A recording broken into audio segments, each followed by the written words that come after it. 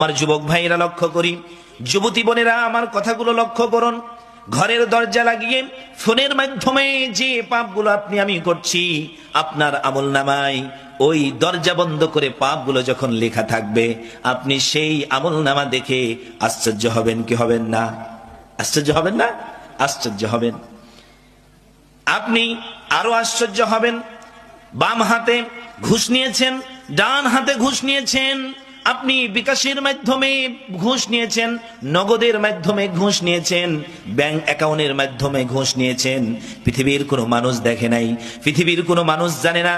ওই পাপটাও যখন আপনার আমলনামায় দেওয়া হবে, আপনি তখন আশ্চর্য হয়ে তাকাবেন, আহারে এই ব্যাংকের মাধ্যমে ঘুষ নিয়েছি, তারপরেও এই আমলনামায় কথাটা লেখা আছে। আশ্চর্য হবেন না? হবেন না? আশ্চর্য হবেন না? আশ্চর্য হয়ে যাবেন। সেই দিন আশ্চর্য হয়ে কোনো লাভ হবে না, সেই দিন অবাক হয়ে কোনো লাভ হবে না, সেই দিন কষ্ট পেয়েও কোনো লাভ হবে না। কারণ রব্বে কারীম